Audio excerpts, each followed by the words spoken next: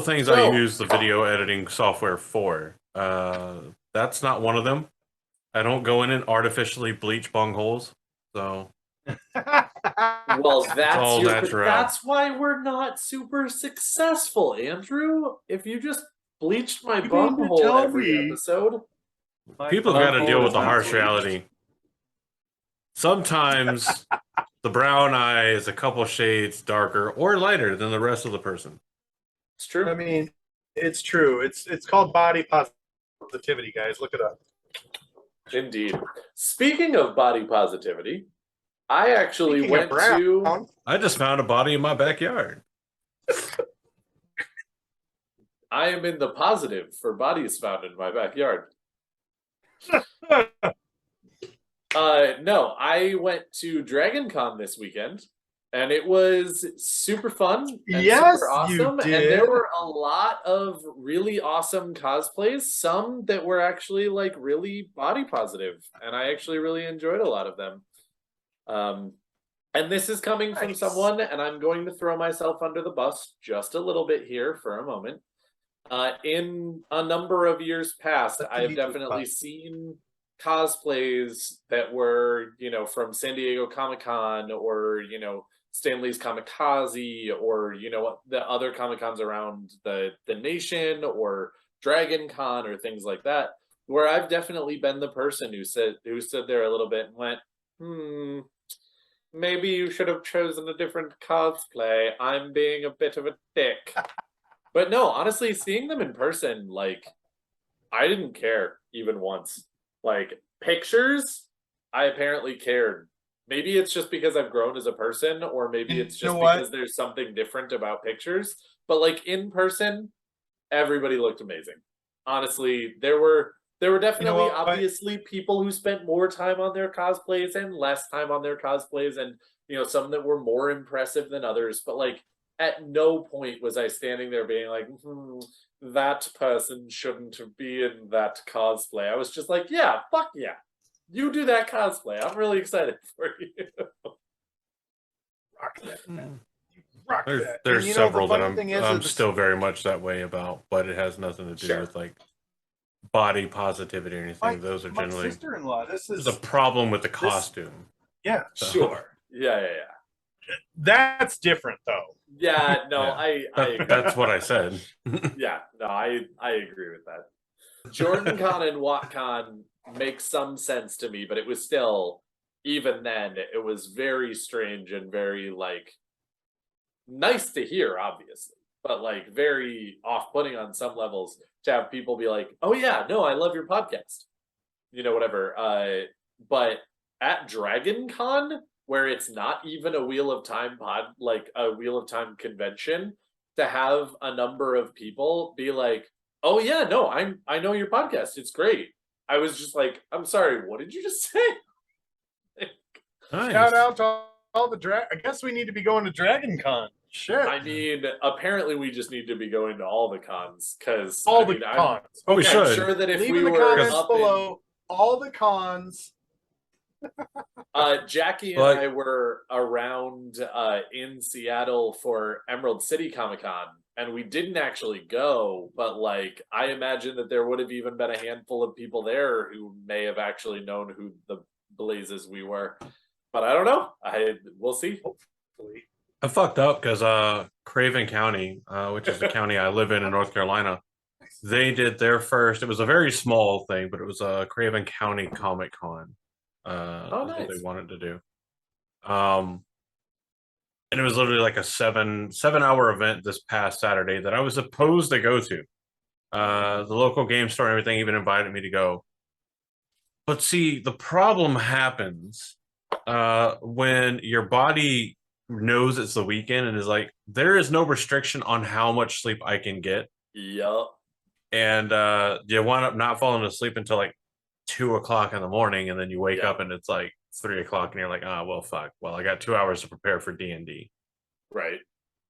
Speaking of, there's a tool called Above VTT that if they would work on the bugs where everybody, like the interconnectivity of it amongst everybody, that'd be great. Because I'm tired of my players like being able to move their token upon initial load and then not being able to move their token again.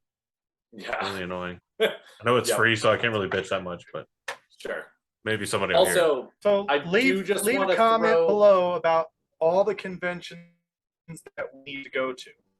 Also, I just want to go ahead and reiterate. I don't know if we said this about Jordan Con and WatCon. Guys,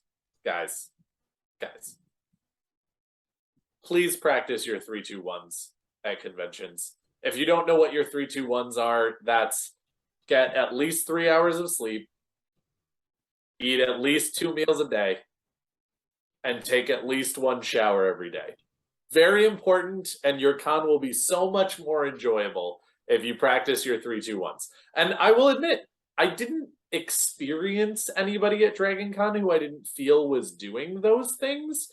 It's more about I was more focused on doing that for myself, and my con was better because I was focusing on doing that myself.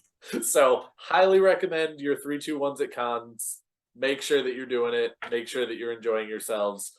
Be careful, be awesome, and enjoy everything. And that's my plug for Dragon Con. I know that we do a lot of plugs, but we're just gonna pass through this plug here real quick. And again, Dragon Con only comes once a year, so I'm justified in my plug right now. So give me a break. In addition to the shower, deodorant is your friend. Put it on. Also correct. Put it on. You don't need to bathe in Axe, but roll on some fucking deodorant. Oh God. In fact, please don't bathe in Axe. Like again, if that's what makes you happy, do what makes you happy. I'm not actually trying to tell you to not bathe in Axe, do you're a what walking makes you fire happy. hazard. Kind of. But at the same time, like the rest of us would appreciate if you put on a little less Axe. Yeah. Less Axe, more deodorant. And crystals are great for a good many things. Deodorizing and the prevention of body odor is not one of them. No, Correct. So, it is not. Correct. Do not use a crystal instead of deodorant. I But promise. anyway, it does not guys, work. Dragon Con was awesome. We've gone to a number of cons this year that have been awesome. But in case you don't know who we are that are going to these cons and enjoying ourselves and giving you advice for cons and things like that, we are the Black Tower Podcast. We are a Wheel of Time podcast. It is hosted by yours truly and my wonderful 2 co-hosts here. I am your Amin Khan Mahale, Daniel. I'm your Bajan Mahale, Hi. Andrew. That's Andrew. And I'm your sword on the hill, Josh. And you know the drill.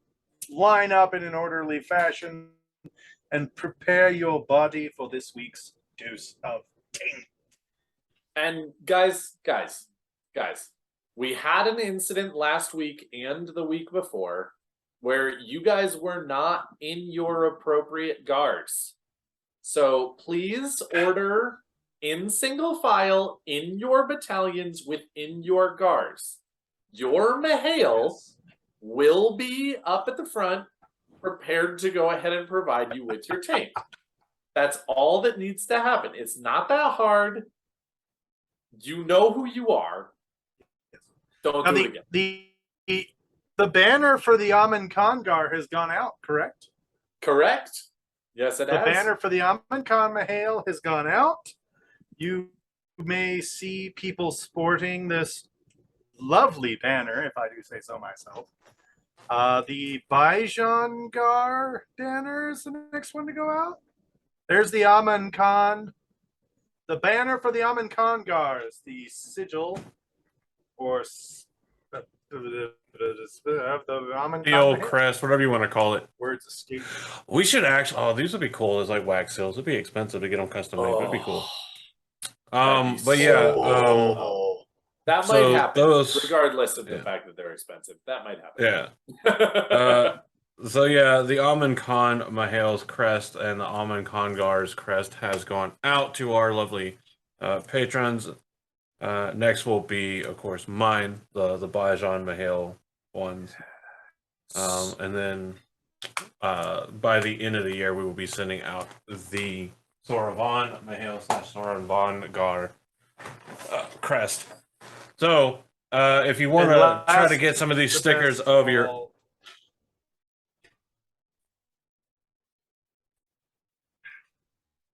If you want to try to get some of these stickers of your own, oh, I'm gonna Sorry, fight Andrew.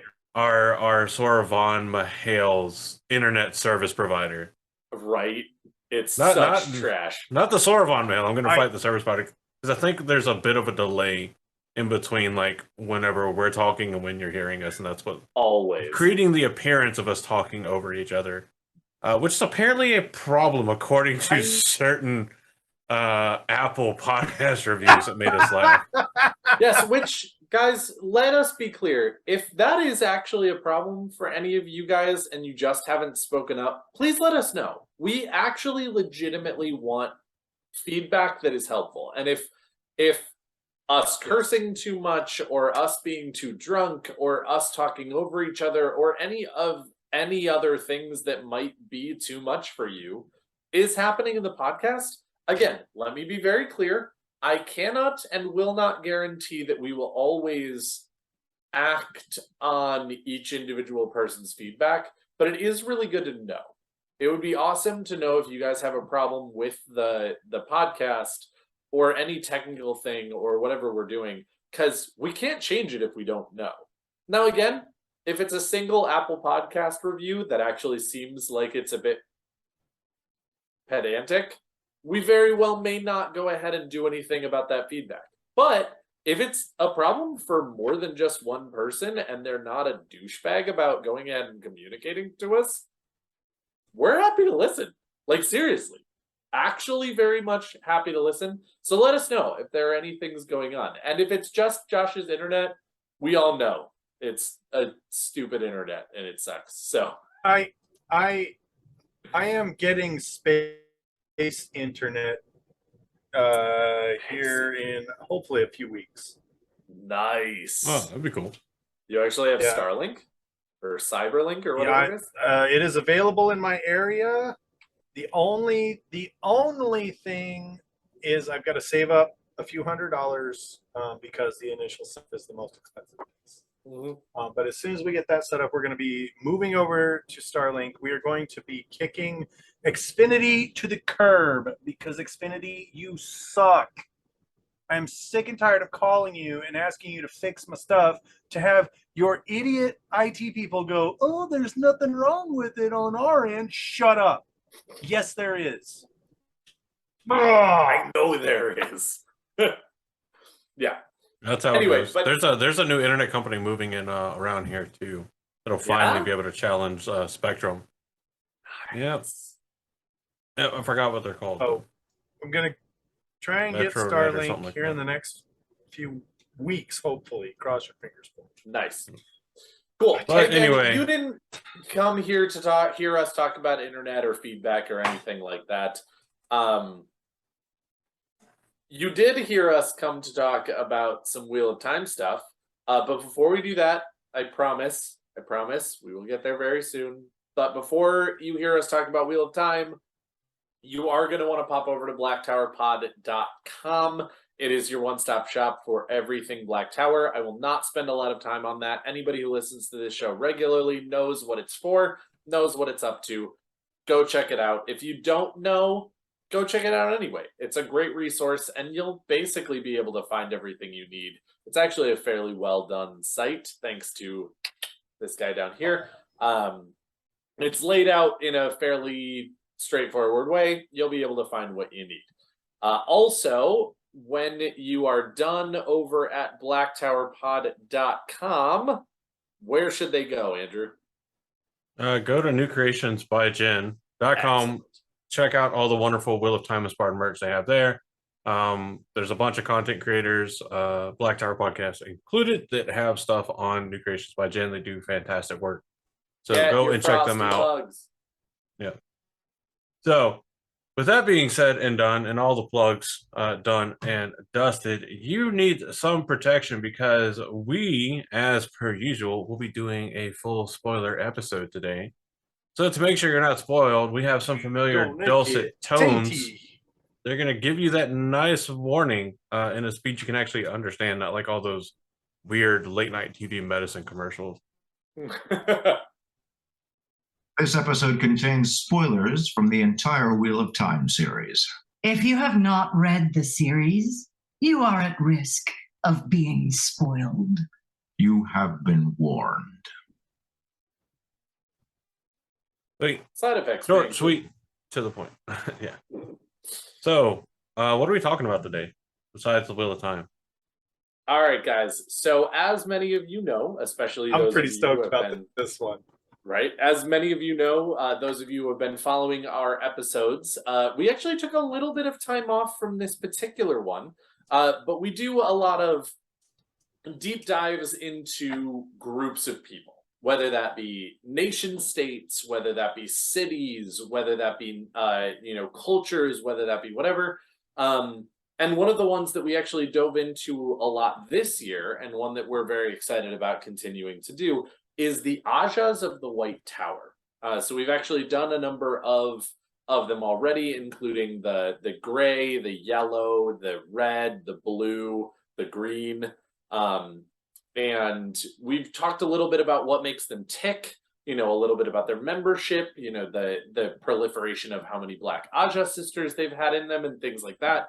And tonight is one of actually the most exciting. Not to say that the green and the red and everything weren't, but I really like this Ajah. I know that Josh clearly also does, and I think that Andrew, at least quietly over there, does as well.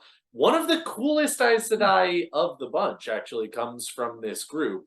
And again, she has a very, very, very meaningful section near the end of the books. But today we are talking about the learning Ajah, the study Ajah, the information Ajah, the historian Ajah, the Brown Ajah. They are the ones who are the scholars, the ones who dive really deep into. They're kind of like us in some ways, where they dive really deep into specific topics about the One Power or ter'angreal or the history of the White Tower, the history of nations, or different things like that. And their whole job is information, information, information, the preservation of information, the gathering of information, and the proliferation of information. Less that last one, just because at the time that we jump into the books, the White Tower is actually fairly isolated in the things that it actually lets out. But still, I think that personally, I think that was their mandate from the beginning, was the gathering and proliferation of information. And it's just gotten a little corrupted in the last 1,000 years, like a lot of other things in, let's be honest, any organization that's been around for 1,000 years. So I'm going to cede the floor here after introducing this topic to the other two guys here to get their thoughts, because I've already talked enough. What do you guys have on the Brown Ajah?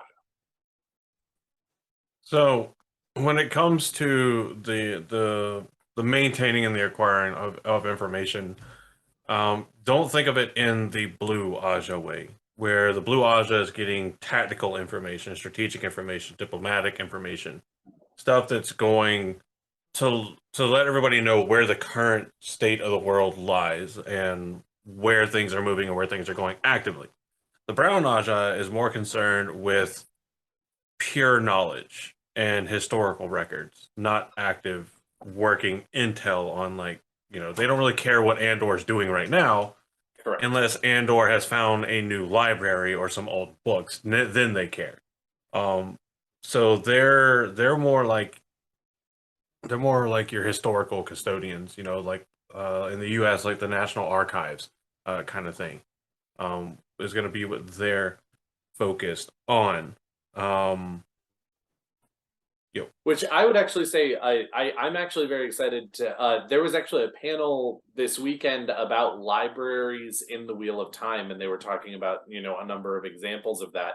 And this is a moment where I actually think that this is a perfect, the blue and the brown working together. I feel like as soon as the current becomes no longer current, I would love to see the Blues really hand over a lot of that information to the Browns so that they can actually keep that historical record of things that were going on currently that are now no longer current. So I love the idea of that working between those two Ajas. You just brought up a really great point that I hadn't thought of at all. So yeah, thanks. The thing I like the most is it's an adage that I know most people are familiar with. You know, those that forget their history are doomed to repeat it. And so the Brown Ajah is there America. to be like, hey, let's not forget. You know, let's try to maintain historical records and historical knowledge. One, because they did some pretty epic stuff in the past that we want to find and be able to do again. But two, we don't want to make the same mistakes. So they're going to be the Ajah that's going to be doing like the speeches on how like one side of the Aes Sedai going to, you know, fight the ultimate evil is a bad idea. You know, like this is what happened whenever they tried it last time. So let's like, you know, not try that again. They're going to be the ones in the coming years as we move into the Fourth Age and beyond that are going to have the historical records of the events of the last battle, as well as the schism of the White Tower and what caused that and what led up to that. And they're going to be able to educate the tower moving forward until the tower ultimately, of course, disappears, on how to avoid a schism. And it, you know, yeah, I think they're ultimately going to forget anyway, but that's just how it is. I love how the idea of the Brown Ajah is, we're not going to make the mistakes of the past. We're going to make new, often greater mistakes. Well, yeah, that's what you do. Yeah, no, that's how history continues. I mean, all right, Josh, what do you think? More money, more problems. It's like we already learned from those mistakes. Make other mistakes now that we know so much more. No. Okay. You've already had your spoiler ring. So what I'm about to say is definitely spoilers, but one of my favorite representations of the Brown Ajah is when one of the sitters, or is it the head of the Brown Ajah, or is it so the head of the Brown Ajah is known as the first sitter or the first chair, excuse me. First chair. And like in this an particular orchestra. case, I think it was Jesse Bill who was the first chair in the tower. And when Egwene in the end is back in the tower and she's doing her resist and bite tactics, political tactics, and at some point in time, which is one of my favorite sequences in the book, she ends up having private lessons with the head of each Ajah privately. They're like, oh yes, we're giving her lessons. And what they end up doing is basically interviewing her and being like, so why should we have you as the Amarilyn? Why do you think you're so amazing? Why do you think so highly of yourself, girl? Represent. And she impresses all of them. Like every single one of them are like, oh damn, this girl kind of knows what she's talking about. But the part that's impressive about it to me is that Egwene also learns things. For instance, when she's being interviewed by the head of the Brown Ajah, they're saying to her, hey, the Brown Ajah, we keep record of these things. You know, what does that mean to you? And Egwene says exactly what, oh yeah, well, we have to understand where we came from. We have to know our history. That's very, very important. And the lady says, but why? And she was like, well, because it's important. And they're like, no. We don't keep records because it's nice to know what happened yesterday. We are the guardians of the future. We learn from yesterday's mistakes so that we can help lay the path for the future. A lot of people underestimate the Brown Ajah. They say, oh, the librarians, which we all know librarians are hot. So just knock that one out right there. But not only that, but they don't bury their nose in books because they think, oh, this is an interesting little tidbit. Their focus is on the future. Their desire, their design, their purpose is to cultivate a better future by lessons they've learned from the past. And no other Ajah is as passionately dedicated to this cause, with exception, possibly, the Blue Ajah. Now, obviously, they have different methods, but yeah, and it's one of the things that I love the most about the Brown Ajah. They're studious, they're insightful, they are tenacious. To underestimate Brown Ajah's sister is to welcome certain doom. I said what I said. Nice. You guys have some really lofty ideas of the power of the Brown Ajah. Well, no, wait, whoa. Within the tower, they are vastly underestimated. They don't have a lot of political clout within the tower. Well, and I was actually going to say they don't care to. So that was actually one of the things that I was about to say when you said that is we don't actually see that many examples of this, so I'm not going to say that it's actually something that all of the Brown sisters do by any stretch of the imagination. But at the same time, there are two examples, the best of which is Varen Sedai, who absolutely play that up, who are absolutely going around the tower doing this sort of wistful, I have ink on my nose that looks like it was absent-mindedly placed there, but I know personally that I put it there absolutely intentionally so that I walk around and say a few things and people go, "Oh, Varen, she's so stuck in her books. What danger could she pose?" And of course she's sitting there being like, "I'm dangerous as fuck." Now, granted, again, I do not think that every Brown Ajah sister does this, but I do think that the Brown Ajah is one of the Ajahs that... So I know that it was not a very popular thing, but I'm actually going to be the unpopular opinion here for a moment and say that in Iron Man 3, I love the fact that the Mandarin is completely just a patsy and he is completely just a phony, and that the person actually pulling the strings is just completely secret. I really do.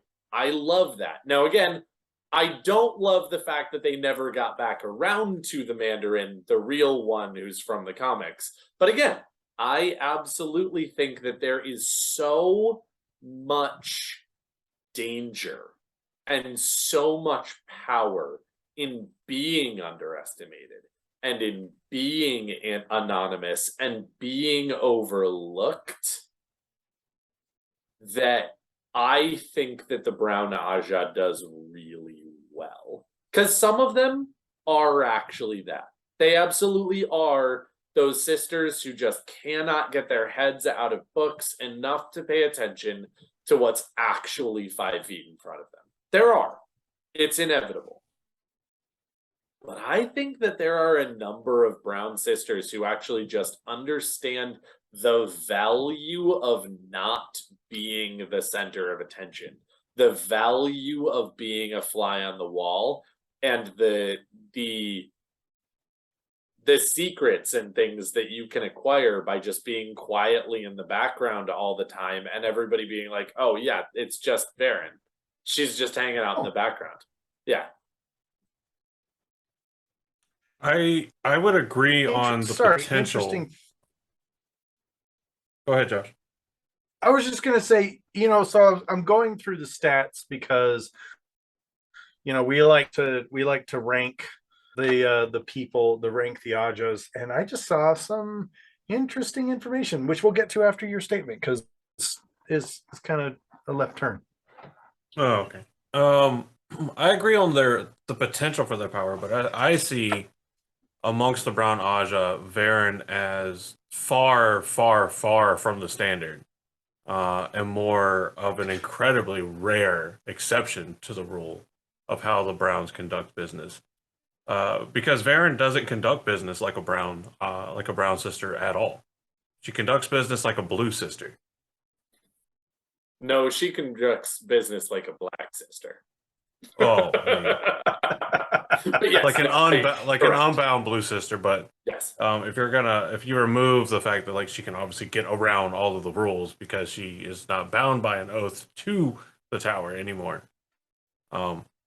She acts and moves and maneuvers much more like Moraine does than someone just going around collecting knowledge.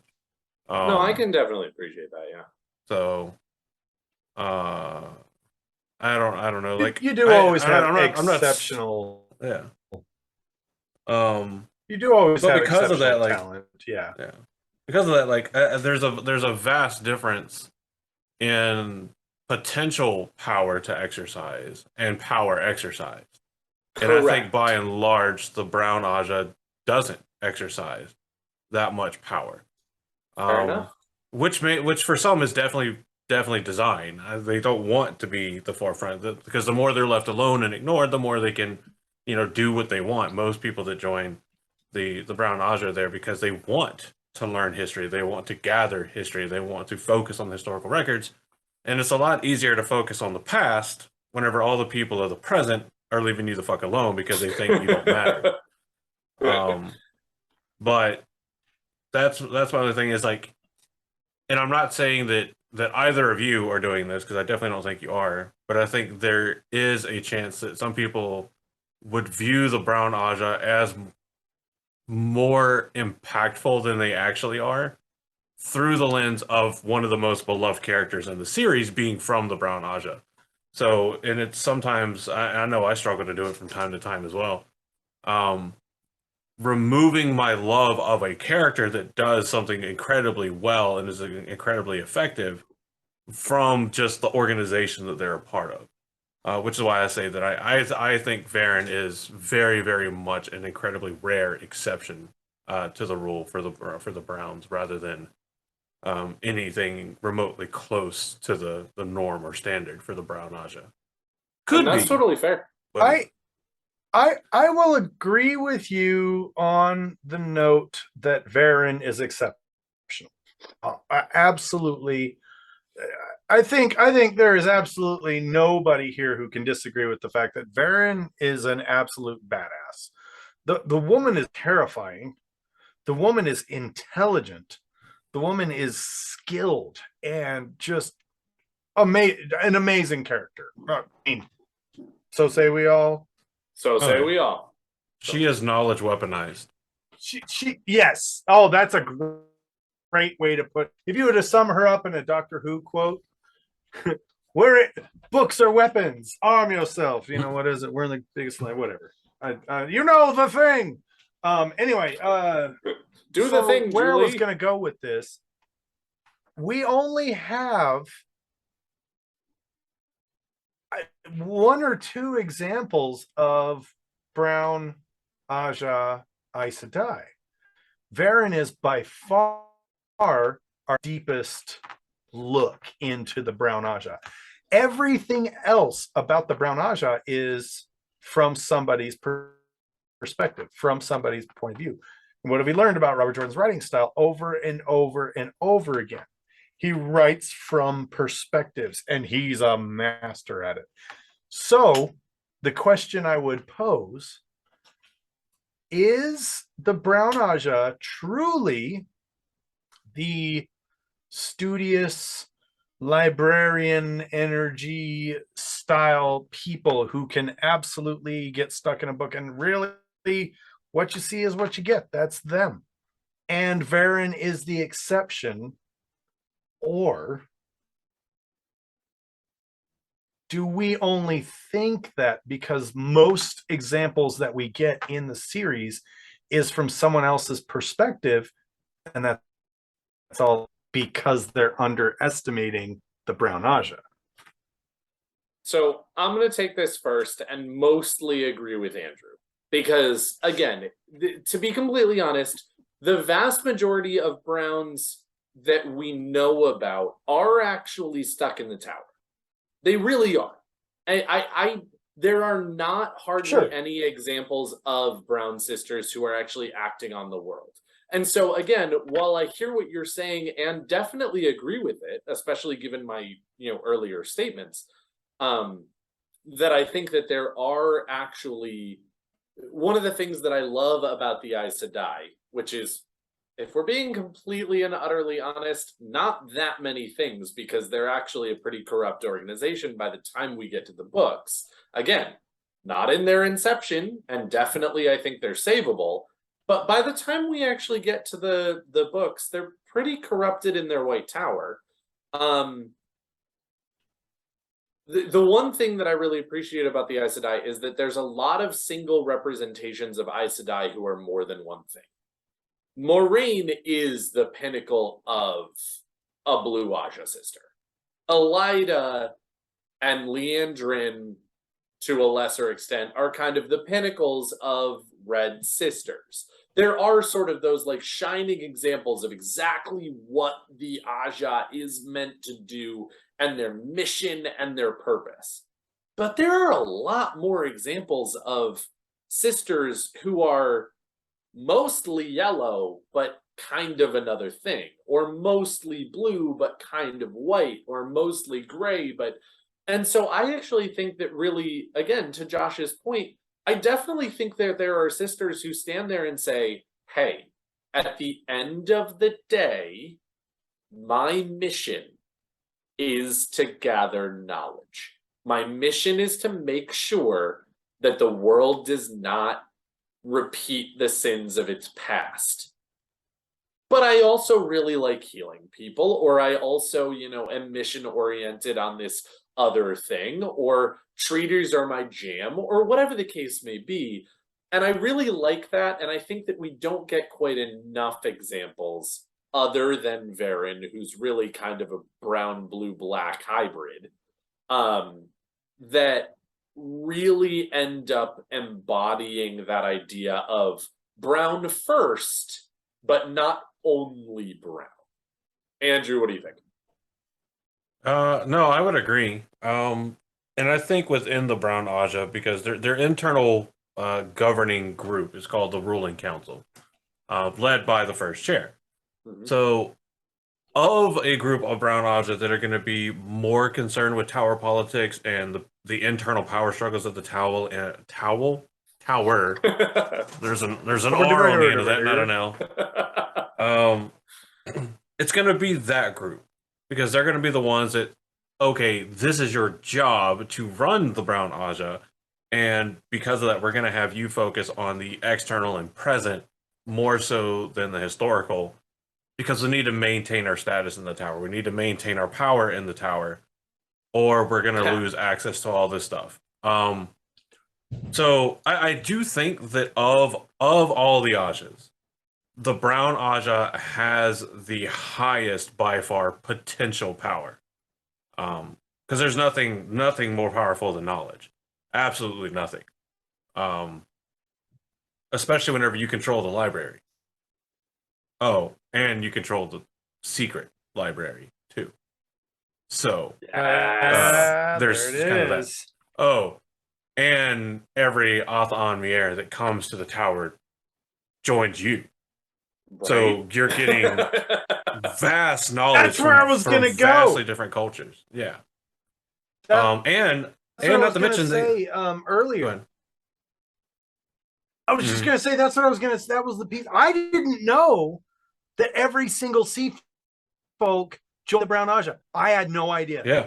And so they can hide.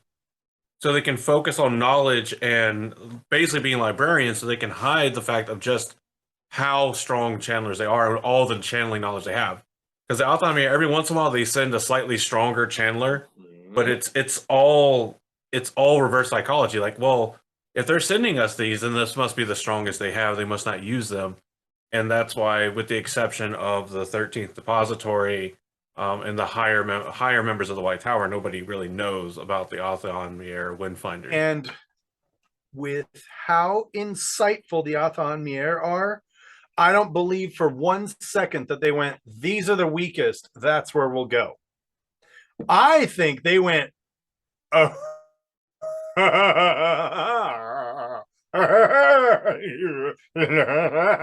Guys.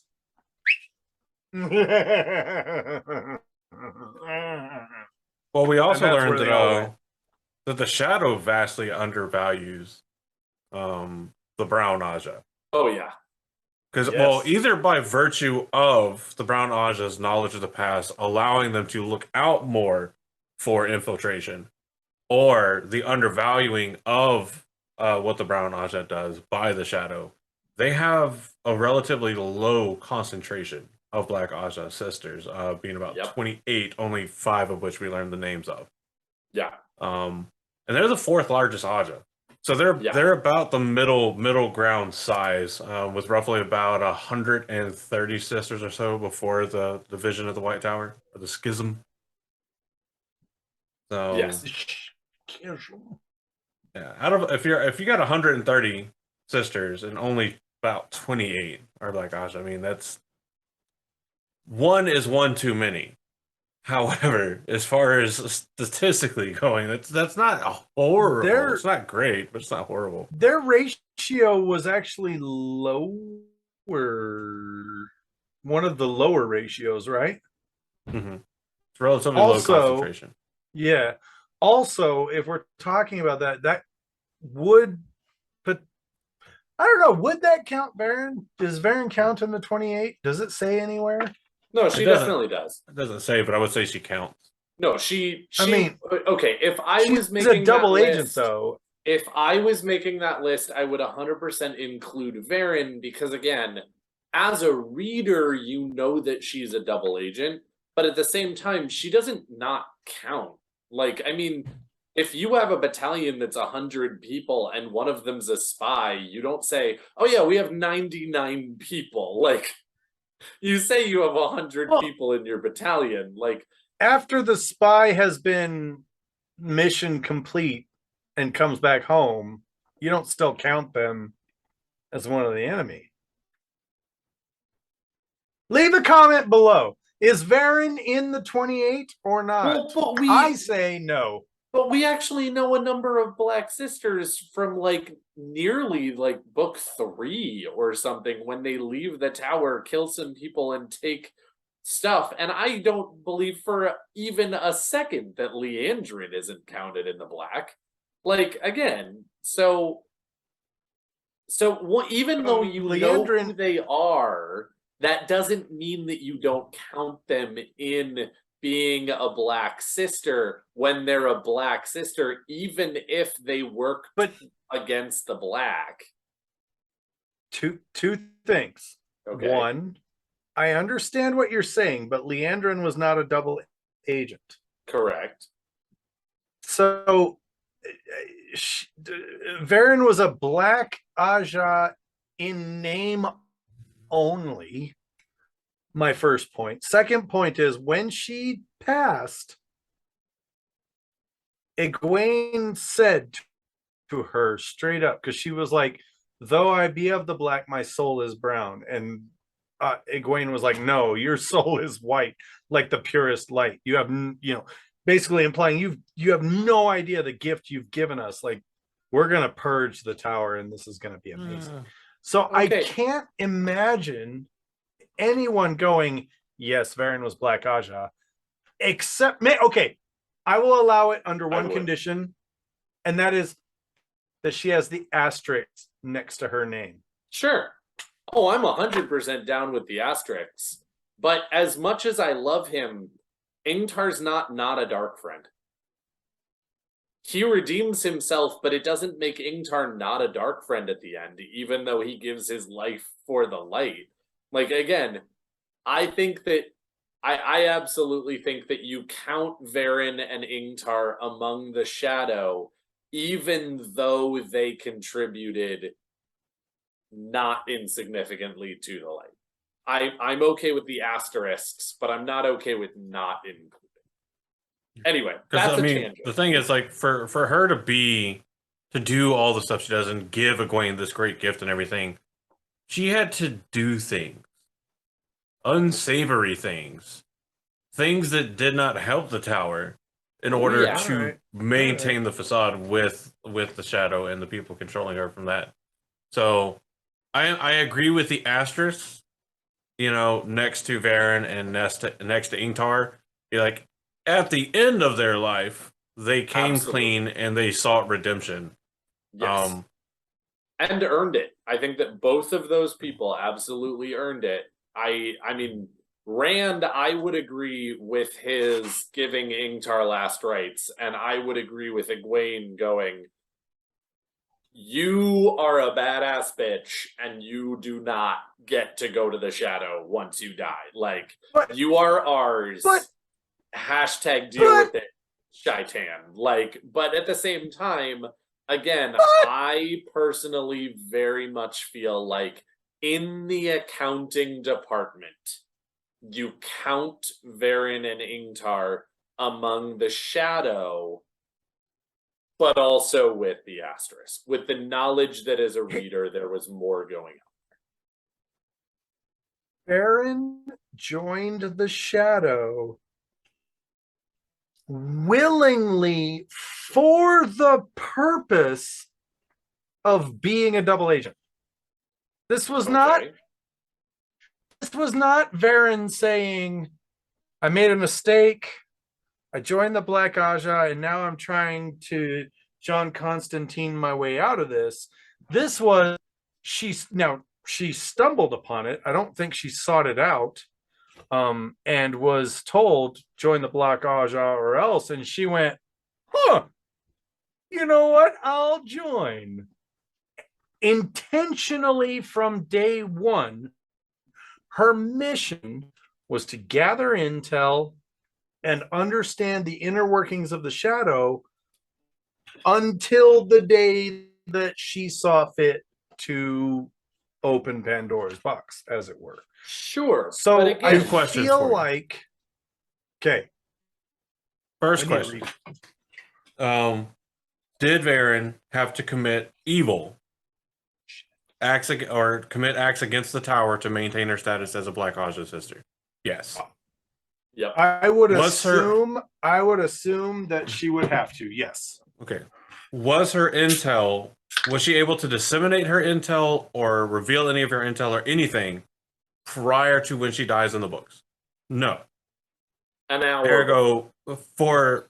Until the hour of her death. Yes. Because of clever wording on her part for her oath. You guys are being very non-Aes Sedai about this, which is understandable because we're not Aes Sedai.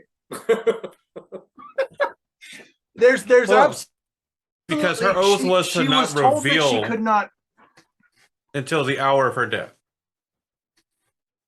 but there's nothing that said that she couldn't maneuver and manipulate to mitigate damage as she goes while still maintaining the appearance of being a member of the Black Ajah. Oh, sure. We yeah, don't she have tried to any of that mitigate. information. What But none of- we what I know was is that getting at Varen was was none of scary her- smart. What I was getting at is none of her gathered intel was useful or actionable until it was handed over. So for the time period Yes. where she joined the Black Ajah until she hands over the intel, she is closer to just an ineffective Black Ajah sister in terms of what she does for the tower than anything else. Like, Which don't was get me the wrong, like gamble. what she does at the end is Right. incredible, and I do think it offsets. But it doesn't change the fact that for years she had to operate as a Black Ajah sister. She had to work against the tower to maintain appearances. Did she do it to the Yeah. absolute minimalist degree that she possibly could? Oh, I believe it absolutely. But she's also not completely innocent because she did manipulate Alana to forcibly bond Rand. Like, come on. Yeah. Yes. Well, and I would She- say that she again, also- let me be very, very clear here. I think that Varen was very successful and really good at what she did. And I think that she absolutely could have worked within the confines of being an Aes Sedai who is not a Black sister at being a very effective brown sister just because that's who Varen is. However, I also think that there are a number of times in the book where Varen took full advantage of the oaths that she was required to take to become a Black Sister, to get around things that she would have been able to do as an Aes Sedai, to be more effective later on. But again, now you're talking about ends justifying means, and I am not an ends justifying means kind of person. Right. So again, I am Right. certainly not going to tell you, Josh, that you are completely an idiot or an asshole for thinking that in any way, or anyone else who does as well. I just feel like once you actually start really thinking that the ends justify the means, you've already lost, in my personal Yes. Also, I'd like to say that we're supposed to agree on everything, and you are both presenting unique opinions. No, we're And supposed I to don't talk like over this. each other. This. Oh yeah, that's right. And be frat bros and do We've talked over each I other a don't few know. times, so I think we got that part covered. All right, cool, good. Okay, good. We're at good. least keeping that metric. No, and yeah. the other thing is once again, guys, keep in mind that the Brown Ajah is not very well represented in the Wheel of Time. No, they're not. Because there's just not a lot of them. There's, what did we say, 130 of them prior to the division of the White Tower. They're on average for an Ajah. I mean, they're not the biggest, Right. but they're also not the smallest. They're like basically Right, smack dab in the middle. They're the fourth Hey, largest. I can relate. Hey. Hey, So they got I can't. about 22. Yeah, for people that like numbers, about 22, just under 22% of the Brown Ajah's are actually Black sisters. So Seventh biggest. Black Ajah sisters. For anybody that needs clarification on that.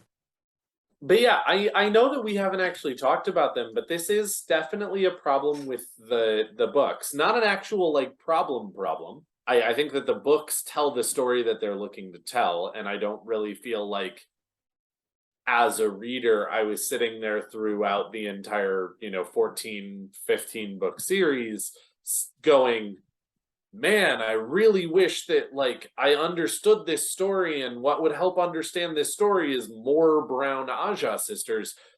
But at the same time, I mean, again, the world that Robert Jordan has created, at the time that we jump in from the time that we jump out, doesn't require a whole lot of Brown Ajah sister representation. Nor does it actually require a lot of white sister representation or gray sister representation. And so again, it's definitely a situation where there is a certain amount of speculating that we're doing. And there is also a certain amount of either being overly forgiving or not overly forgiving or just right or whatever that we're doing, because we don't know the answer. Robert Jordan did not actually tell us how many other Brown sisters are running around doing cool things or exciting things or whatever. There are Now we do have a book coming out soon that might give us some insight. I doubt it. I doubt it. Possible. I'm So not one willing thing to say no. One thing the Browns do very well too, as a plot device, is they provide a lot of explanation for some of the questions we have as readers. Yes. So, like when we're in Abu Dar and they find the cache of Angreal, kind of like, well, why not just try them and see what they do? Well, the Brown Ajah is the reason why, because they're like, yeah, we've lost a lot of sisters that have burned out, been stilled, and just died, or simply just fucking vanished. Yeah, because they tried to use an Angreal, had no idea what it did. And so that leads. Well, even the ones that they do use on a regular basis are used cautiously for that reason. Yeah.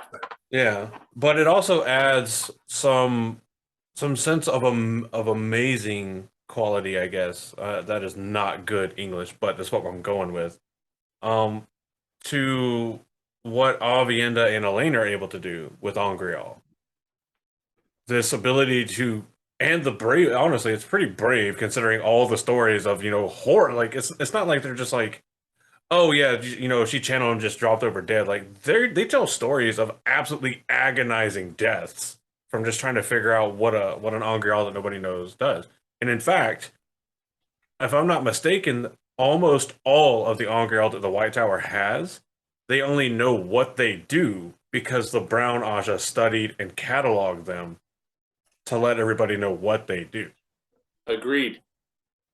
Yeah, no, and honestly, I think Oh, that the Oath Rod's existence to the Brown Ajah I don't in its know current about that one iteration. specifically, but they definitely talk about a lot of Angreal and Sangreal and Terangreal that they only know about because of the Browns' religious cataloging and things like that. Well, the It's I was about to also say an the Brown interesting Ajah is thing. one of the only Ajas that actually.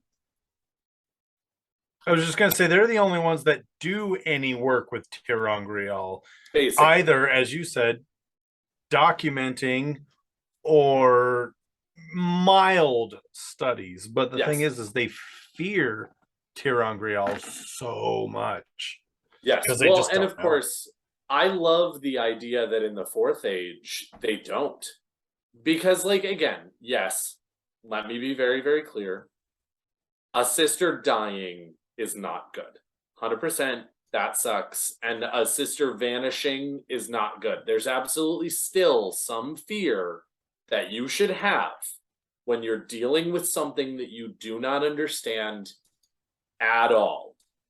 That being said, any and all of the sisters who are burned out or stilled don't have to be in the Fourth Age. Once Nynaeve figures out how to go ahead and fix this, and once Dahmer Flynn goes ahead and figures out how to fix this, and they actually know that Dahmer needs to be the one who actually goes and fixes women, and Nynaeve needs to be the one who fixes men, there's a lot more opportunity to have less fear of Terangrial. Because really, something that you thought was irreversible and horrifying is now kind of more of a blip than anything else. I think we established that stilling and burning yourself out are two different things. One of them is healing, and one of them is healable, and one of them is not. Well, I Did think we? typically burning out results in death. If you burn yourself think. out, I think we had a I'm pretty sure we had an episode where we discussed if you burn yourself out, can you be healed versus if you're stilled, can you be healed? If you're stilled or gentled, you can be healed.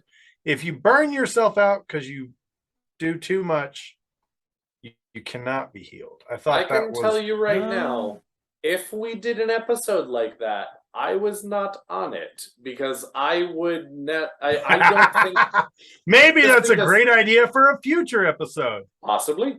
I don't think that I have ever seen any evidence in the books that actually really suggests that burning out is that different than stilling or gentling. Because again, as Andrew said, obviously, if you die, you die. If she dies, she dies. But at the same time, if you burn yourself out, I can't see a reason in some ways that I don't know. I don't know enough about the mechanics. I'm not gonna speak to it actually. I might not actually even be on that episode if we do it, just because, or at least I won't say very much on that episode because I really have no fucking idea. Where is my companion? Is this it? This is it. Let's go to the bees for burn, like it does when I pee. I mean, what? Hey-oh. Yeah, no, it's entirely possible that they're actually two different things. And again, I mean, burning yourself out would still be as scary, I guess, if you don't whatever. But again, I kind of feel that that's weird because I don't know. Maybe it's just Rand not knowing what he's doing. Because Rand comes Okay. out of the box and fucking destroys people and stills them. According But- to the companion, Burning out is the accidental process of a person being severed from the true source, so severe that the person no longer had a sense of Sidar or Sidene.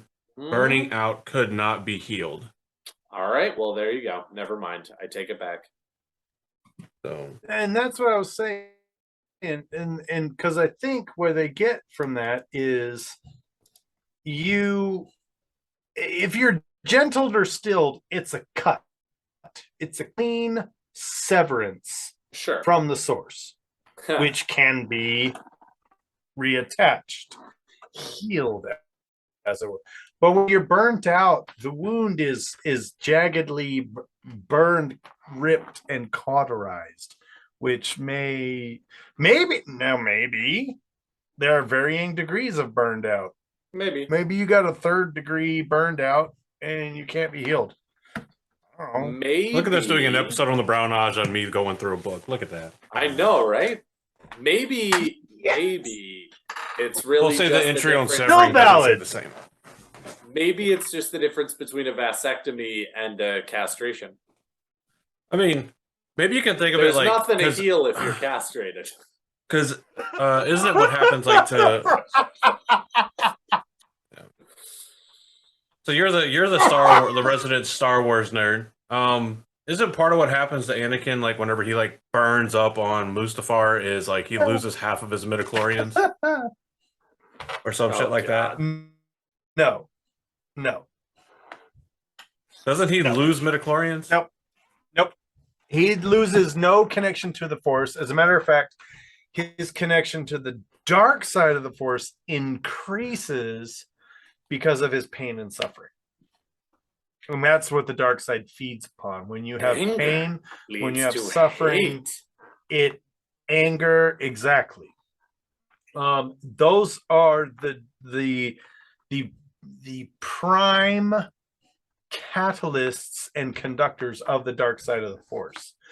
So there are, I don't know if they're canon or not, but there Okay, are so the answer is actual yes writings and that no. talk about yes and no. There are writings that talk about the Emperor designing the Vader armor to be uncomfortable in order to increase his suffering.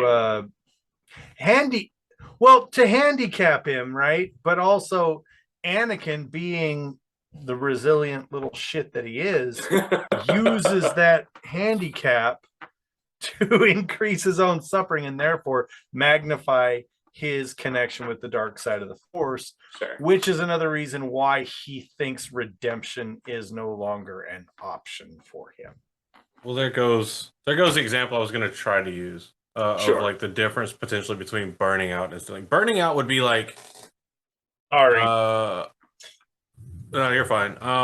It would be like, I don't know. And you were honest. It would be like it'd be like a detonation, right? It blows apart whatever its container is into millions of pieces, and it's just unrealistic. You just cannot put that back together in the way that it was. Whereas severing again is that clean cut. It's like cutting a piece of like Ethernet, or cutting a piece of cable, and then somebody else can come back later on and they can splice it back together and restore it. Absolutely. So Absolutely. the burning I out would is agree more with like your that. butt is more like your butthole after Taco Bell. There is no repair, there is no return. Or after the taint.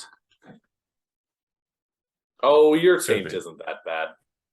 No, I keep getting people telling me they like it. I've even had a couple people be like, "Can we get something stronger?" So maybe for next Jordan Con, I'll have to come up with something a little bit more insane. We got to come up with like fancy names for it. Like, where the hotter one is like, taint sauce, IO waste edition.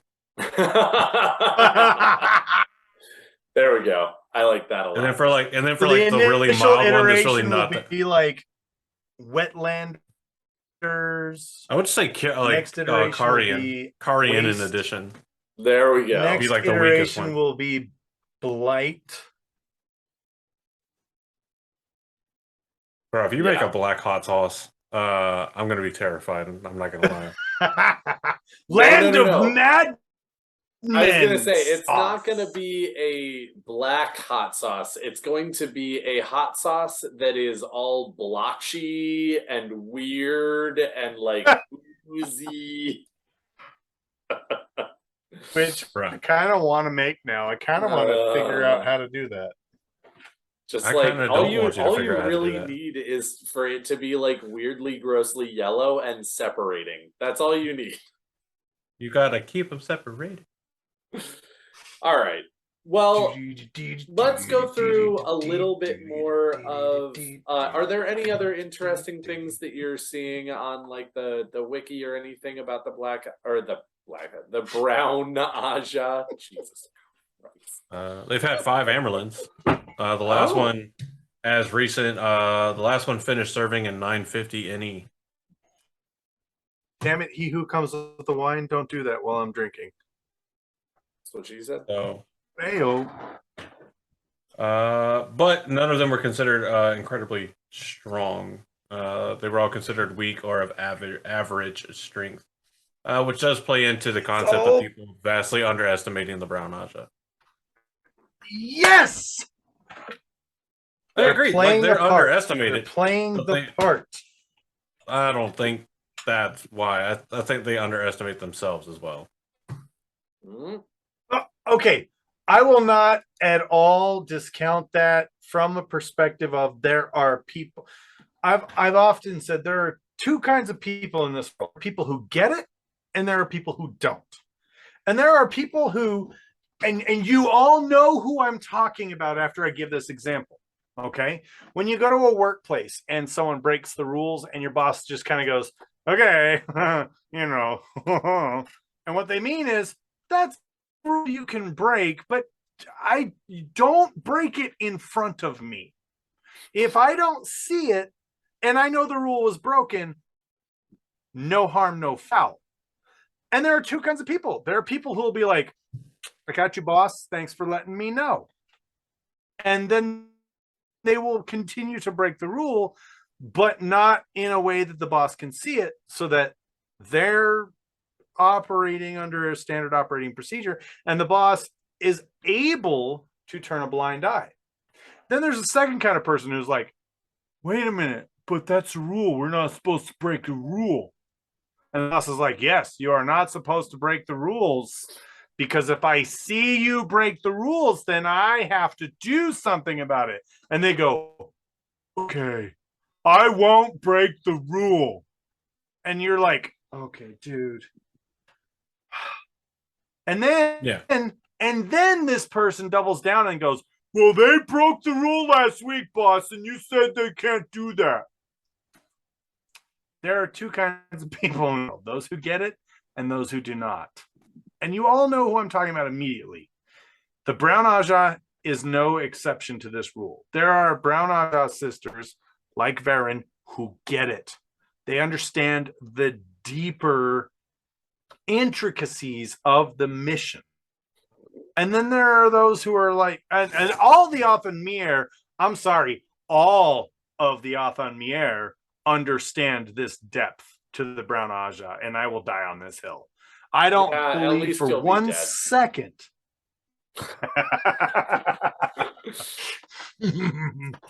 But then I believe that there are people who are just like, "Bro, my idea of a good time is reading a book, snuggling a cat, and sipping on some bomb ass tea. And as an Aes Sedai, I can get the best damn tea in the world, bro." And guess what? That's cool too, because that's needed. Like, Well, think about it. You I have people get that join it. the military I'm not- for reasons like that, Oh, right? yeah. You have some people that join 100%. because, like, yeah, because they're like, "Oh, I can go in and I can get IT certifications by joining the military and going to a comm squadron or a comm section," or they'll go in and be cooks or services or medical or whatever. So everybody goes into these different things for their own reason, and they find their own area that they enjoy. But then there's the guys that join and it's like, "What do you want to do?" "I want to be a SEAL." And Varen joined the Brown Ajah and said, "I want to be a SEAL." bro, And you don't I fuck think with the that SEALs. is the best description. Yes. Yes. No, actually, I don't know. Yes. I'm gonna put one caveat on I love that. it. And I think that it's actually that Varen went in and she went, you know what's really awesome? Tea and IPA. And I'm gonna go ahead and just drink tea and IPA. And then somebody came up to her and went, so you're gonna be a seal or we're gonna kill you? And she went, okay, I guess I'm becoming a seal. I know, love. they didn't actually do love- that because, of course, most of the other Black sisters are not actually Navy SEAls. Varen is like No, the one. I Black love that you sister just who's a basically Navy SEAL. equated Black Ajah sisters to frat bros and being like, bro, sup, bro? We're playing Flip Cup tonight in the name of the Dark One. Let's do this. Actually, fun fact: I said that the Brown Ajah were like bros because you were doing the whole bro thing, and you were like, "Yeah, I just want to drink bomb ass tea and read a book, bro." That's not a bro thing. What? But the way you said wait, it, wait, though. wait. Where do you live that frat bros want to snuggle a cat, read a book, and sip some tea? Okay, California. No, you're hold on. being- I hey, need an hey, answer to this. Hey, you're being really frat bro sexist right now. I need you to calm down. The frat bros do the exact same thing. It's just different activities, bro. They just want to sit in their fraternity house and snuggle a sorority girl and drink some IPA and play some GameCube, man. Like, chill out. Stop yelling at me. That's all I like want to what- say. I like what he who comes with the wine said in the chat. Yes. Cambridge, Cambridge Bros. Bros. All right, so here are my last thoughts on the Brown Ajah because I'm going to be the bridge between these two lovely gentlemen, and that is that I think that it's a combination of the two. I really do. I think that there are a lot of Brown sisters who actually just go in because they say, guys, history is the most important thing. And unfortunately, for even the best intentions, there are a number of people who get lost in history, even if they started out by saying history is important for the present. Once you actually start watching enough World War II documentaries, you're not actually in the present anymore. You're just sitting there watching World War II documentaries. Yes, I did just call out a number of people. I'm sorry. I But feel again, attacked. when you lose yourself in history, you're not doing things for the present. And I think that there are a lot of Brown sisters who went in with those intentions of being a SEAL and ended up as somebody just sitting there watching documentaries. And I think that Varen is an example of somebody who really goes out and does stuff. And I think, again, even as Josh brought up, there are a lot of Athan Mier who really do the thing that Andrew actually said. They're just there to hide. They're there because they were picked to play a role, and their role is pretend you're all that the Athan Mier have as far as channelers so that they stop asking us questions about whether the sea folk can channel. If you go to the tower, we don't have to deal with it back home. And so they say, you know what? I'm going to take my lumps. I'm going to go to the Brown Ajah because it's the one that I can hide in. Now, I do think that there are a few who are sitting there going, oh yeah, but this is also where the secrets are kept. So I can find out a lot about the, Aes Sedai that I'm now a part of because that's the lot that I drew. And I'll actually be a little bit more powerful because I'm in the Brown Ajah. But again, I think that it's really just such a spectrum of people who join the Brown Ajah that there are the Varens and there are the librarians who never leave the library. And again, I am not saying that librarians are lame by any stretch of the imagination. There are some dope ass librarians out there. But it is also true that when you're not acting on the world because you're just sitting in the tower cataloging books in the largest library in the world, you can be the most knowledgeable person in the world and you're not actually being that helpful if you don't actually help. So again, I really think that it's a spectrum. And that's my final thoughts on the Brown Ajah. I think that's what we've said about every Ajah is like, look, Right. you have the potential It's to do like some they're really comprised incredible of shit. people. Yeah. Like you have the potential to really affect incredible change and help the world. So do that. You got to leave your house to go to the store. All right? Just the reality. Fucking go to the store every once in a while. But also real quick, if you went to the store and never went back to your family, fuck you. I just Stop couldn't find the going out milk, for all right? Leave me alone. smokes. Go back to your family. I mean, I don't know. There might be problems, but deal with your problems. Deal with your problems. That's the PSA for this week. Just deal with your I problems. tried, but and the after Brown 10 years, Ajah she is changed the one of them. locks. Hey, Who would have thought? I was only gone for 10 years. Why the fuck did you change the locks? This is bullshit. Yeah. you leave How for many- a couple of centuries, you leave for a couple of decades, and they change everything. How many smokes Move did you quarter get, tonight. bro? All. All the smokes. All of them. Every of the smokes. I got every Unbelievable. last carton of milk. All Oh. right, Josh. But, what are your final thoughts? Oh, well, wait, Andrew, were you finished? Did you finish up your final thoughts? No, I was literally Oh, I about to didn't ask know the he- same thing. I didn't even start. I was about to ask Yeah, the same that's what thing I Daniel thought. just Actually, I thought he hadn't started either. did. No. I'm just making He was snide riffing comments. off of me. Yeah. All right, cool, Andrew. Then you go ahead and Go on. go into And your final thoughts, Andrew, go. Oh, well, shit. Fuck. That means That's I my do final first. thoughts. Shit, fuck. Brown Ajah. Shit, fuck. Ha. No, I really like the Brown Ajah. I definitely love the concept of a group whose entire focus or their main focus is the maintenance of historical records. Because I massively agree with the concept of if you forget history, it will repeat itself. And one of the best example to show you that's true is just read history. Read history. Because the same shit has happened over and over and over again throughout our own human history.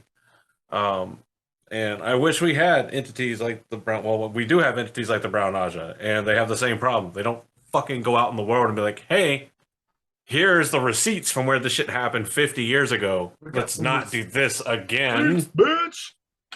But yeah, it is what it is. It's Well, important for you and to read history. unfortunately, sometimes even when they do, people go, Psh, I don't like your receipts. But anyway, you were saying.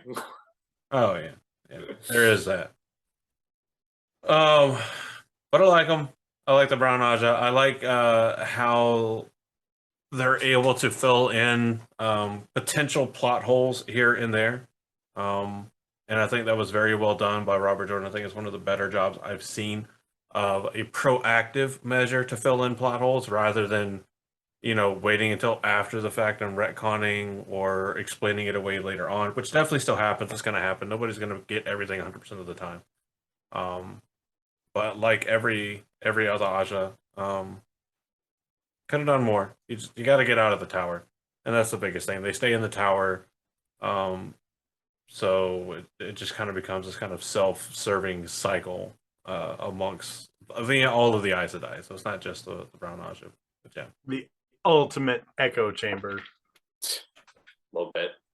literally there was an echo in that fucking chamber. Hey, I believe it. But yeah, what about you, Josh? okay, All right, my agree final with the thoughts. rest of us, Josh. That's your role here. Oh yes, You I gotta agree agree. with my co-hosts, so that Amazon will give me a 7th yacht Excellent. which is all right, cool. That was the ridiculous. episode, guys. because I live in landlocked Utah. Get over it. Okay. Final thoughts on the Brown Ajah. First and foremost, I agree 100% with what we've discussed, which is spectrums of people. People are not one or the other. People are a spectrum, a multitude of notes and colors and flashes and beauty, and it's what makes humanity and society beautiful and gorgeous and a wonderful thing to be a part of. And it's one of the things that makes the Wheel of Time so relatable to us.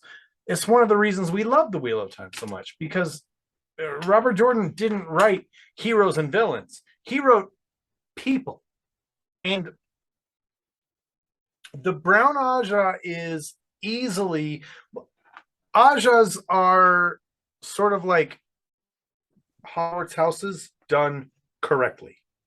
There's as much bias as there are with Ajahs, but he does a really great job of illustrating the differences in personality and humanity and perspectives on that mission. Because one could easily argue that the Brown Ajah sister in the library with her nose in a book, ink stain on her nose, doesn't even notice the ink stains in her clothes, is equally chasing the goals of the Brown Ajah as Varen is. Because according to their perspectives, according to their perception and understanding of what the mandate of the Brown Ajah is, they're both working towards the same goal. From my perspective, the Jedi are story. Evil. And so with the Brown Ajah, you have very little representation. I would be willing to say maybe second to third minimal amounts of representation in the stories. I think they don't get enough credit. They don't get enough love. Anybody who can produce Varen, yes, I understand Varen is an exceptionally amazing person, but any Ajah that can produce someone like Varen, as we just said, this is a spectrum. If Varen is the pinnacle, that means there are people just below Varen all the way down to the mundane.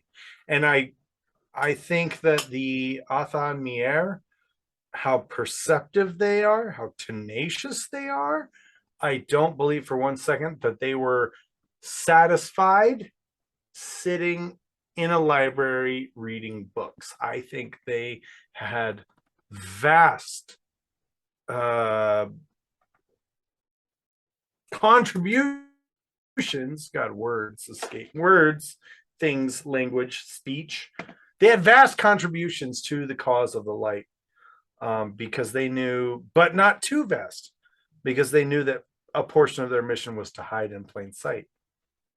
Brown Ajah, awesome. Final words. Thanks. All right. Well, there you go. All right, guys. Well, thank you very, very much for coming and joining us on this lovely Tuesday evening, or whatever day it is that you are joining us, whether you are live or not live or unlive. I don't know whether that's a thing. I know, right? I hope it's not. I mean, it is a exactly thing, but I I hope. kind of hope it is. Like, listen to us even after you're not alive anymore. Are you really That a would be fan amazing. if your casket isn't just playing our episodes on a loop? The answer is no, but also I will respect you just as much if that's not happening. Wait, Anyway, Andrew. guys. We don't even have any BTP tattoos in the wild. Let's get a couple tattoos before we get a casket MP3 on loop. That's fair. I would be honored. However, I'm not going to actively encourage anybody to tattoo anything on them. No, I Though want you to if get you my do- face. If do, you let us guys see. do get BTP tattooed on you in any form, whether it's Josh's face, Andrew's starfish, or my taint, or just our logo, whatever it is, just let us know. Show us. It would be really fun to know that. Speaking of which, we still need to go get our tandem tattoo at some point. Maybe We'll figure it out. October. We'll figure it out. Anyway, Daniel. but Hi. What's up? I was just gonna say, if we're gonna do it because it's in your neck of the woods. So if that's gonna be a thing that we do at the Gathering Madness, that's gonna have to be something you'll get a point for. It's fair. All right, I'll go ahead and take a look. I don't know what's up with Josh right now. He may or may not have had Drunk. too much taint, and he may or may not need a solid dose of tea And or of wine. Ashaman Or never of has too much IPA. taint. Or too little. He always has precisely how much he means to. Well, keep your secrets then. All right, guys. No, we're done with our movie quotes. We're done with this episode. We had a lot of fun. We hope that you enjoyed yourselves as well. From all of us here at the Black Tower, I have been your Amin Khan Mahale Daniel. I have been your Bajan Mahale Andrew. And I have been your Sorvan Mahale. Josh, thank you so much for being a part of this episode. Thank you so much for behaving in an orderly fashion whilst receiving this week's dose of taint. We hope that you've left this week leaving just a tiny bit more mad than you were when you first started. Come join us in October in Los Angeles, California, for the Gathering of Madness, this annual event that the Black Tower celebrates. Thank you. And if you understood any of that, you are a better man than me. But no, honestly, thank you guys so much. We always have such a good time, and we hope that you do as well. We hope that whenever you're listening to this, you are having the best day and the best morning. And in case we don't see you again, good afternoon, good evening. Always running the show. In the tower, you can bring your pain. In the tower, you can feel the strain. You've been having so much trouble just fitting in the tower.